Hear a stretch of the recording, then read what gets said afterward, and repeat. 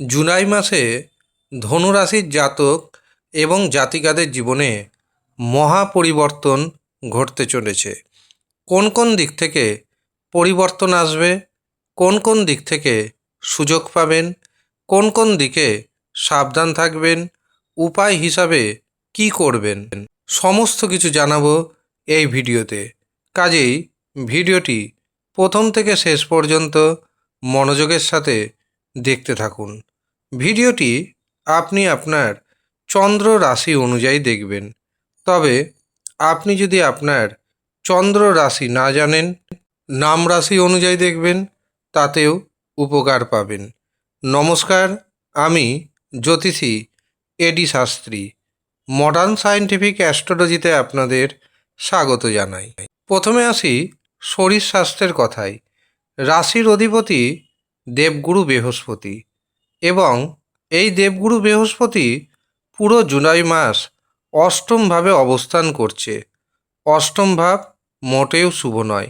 কাজেই এই মাসে শরীর স্বাস্থ্যের বিষয়ে আপনাকে সচেতন থাকতে হবে। বিশেষ করে ইএনটির সমস্যা এবং মাথা পায়ে যন্ত্রণা বৃদ্ধি পেতে পারে।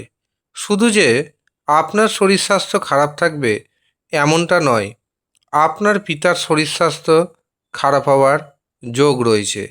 বিশেষ করে 16ই জুলাইয়ের পরবর্তী সময়ে সূর্য যখন অষ্টমভাবে প্রবেশ করবে, তখন পিতার শরীর স্বাস্থ্য বিশেষভাবে খারাপ হবে।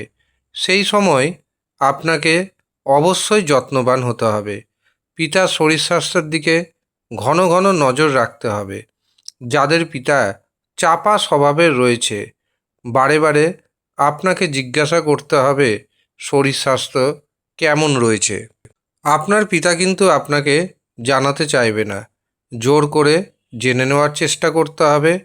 প্রয়োজনে চিকিৎসকের পরামর্শ নিতে হবে। 17ই জুলাইয়ের পর বেশি শরীর স্বাস্থ্য খারাপ হওয়ার যোগ রয়েছে। 17ই জুলাইয়ের পর আপনার মান সম্মান নষ্ট হওয়ার যোগ রয়েছে। কাজেই কথা কম বলবেন এবং চুপচাপ থাকার চেষ্টা করবেন। মনে রাখবেন, ঈশ্বর আমাদের মুখ দিয়েছে একটি, কাজেই একটা মুখ এবং কান দুটো, দুই কানে শোনার জন্য, একটি মুখ কথা বলার জন্য। অর্থাৎ মুখের সংখ্যা কম, কথা বলতে হবে কম, কানের সংখ্যা বেশি, কথা শুনতে হবে বেশি। এই মাসে রাগকে নিয়ন্ত্রণ করতে হবে। মাঝে মাঝে আপনার মেজাজ বিগড়ে যাবে, কিন্তু মেজাজকে ঠিকঠাক রাখার প্রচেষ্টা আপনাকেই করতে হবে। এবার আসি অর্থনৈতিক সৌভাগ্যের কথায়। ধনপতি শনি, আর এই শনি অবস্থান করছে চতুর্থভাবে। যদিও মাসের শেষের দিকে অর্থাৎ 27শে জুলাই শনি বক্রি হচ্ছে। কাজেই এই সময় দেখবেন আপনার হাতে অর্থ আসবে। বাজারে যে সমস্ত অর্থ আটকে ছিল সেই সমস্ত অর্থ আসবে। এমনকি আপনি শর্টকাটে প্রচুর অর্থ উপার্জন করার সুযোগ পাবেন। কোনো কাজ আপনাকে দিয়ে শর্ট টাইমে কেউ করাবে, বা খুব তাড়াতাড়ি কোনো কাজ করিয়ে নেওয়ার জন্য আপনাকে বেশি টাকা অফার করতে পারে। সেই অফারকে বা সেই সুযোগকে কাজে লাগাতে হবে, যার কারণে দেখবেন ইনকাম আপনার বাড়বে। কিন্তু শরীর স্বাস্থ্য যেহেতু খারাপ আগেই বলেছি, কাজেই শরীর স্বাস্থ্যের কারণে টাকা কিন্তু বেরিয়ে যাবে। কোনো সম্পত্তি যদি কিনতে চান, অথবা কোনো সম্পত্তি যদি বিক্রয় করতে চান, বা যারা ব্রোকারি বিজনেসের সাথে যুক্ত রয়েছেন, শেয়ার মার্কেটের সাথে যুক্ত রয়েছেন, তাদের কিন্তু এই মাসে ইনকাম অনেকটাই বাড়তে চলেছে। তবে চতুর্থভাবে যেহেতু শনি অবস্থান করছে, আপনার পরিবারের মধ্যে মাঝে সাঝে বাকবিতণ্ডা দেখা দিতে পারে। এমনকি দাম্পত্য জীবনে স্বামী স্ত্রীর মধ্যে কিছুটা বিরোধ দেখা দিতে পারে। সেদিক থেকে একটু হলেও সতর্ক থাকার প্রয়োজনীয়তা রয়েছে। এবার আসি বিদ্যার্থীদের কথায়। পঞ্চমপতি আপনার মঙ্গল এই পঞ্চমপতি ষষ্ঠভাবে অবস্থান করছে। ষষ্ঠ ভাব প্রতিযোগিতার ভাব, কাজেই যারা প্রতিযোগিতামূলক পরীক্ষায় অংশ নেবেন, বিশেষ করে সেটি যদি প্রশাসনিক বিভাগ হয়, সেখানে আপনি সফলতা পেতে চলেছেন। যারা ব্যবসা বাণিজ্য করছেন, ব্যবসাতে ইনকাম কিন্তু বাড়বে। শারীরিক দিক থেকে যেমন সতর্ক থাকতে হবে, এই মাসে কাউকে বড় পরিমাণ অর্থ ধার দেওয়া যাবে না, কারো কাছ থেকে বড় পরিমাণ অর্থ ধার নেওয়া যাবে না। এমনকি নারী ঘটিত শত্রুতা বৃদ্ধি পাবে, সেখান থেকেও সতর্ক থাকতে হবে। যারা আপনার পুরনো শত্রু রয়েছে, তারা আপনার ক্ষতি করার চেষ্টা করবে। এই সময় দেখবেন ছদ্মবেশধারী শত্রু আপনার জীবনে উঁকি মারবে এবং আপনি যদি তা বুঝতে না পারেন, তবে আপনার মানসিক ক্ষতি করে দিবে। এবার আসি বিবাহের কথায়। সপ্তমপতি বুধ সপ্তমভাবে অবস্থান করবে 7ই জুলাই, কিন্তু এই বুধ গ্রহ থাকছে বক্রী অবস্থায়, যার কারণে বিবাহে কিন্তু বাধা আসবে।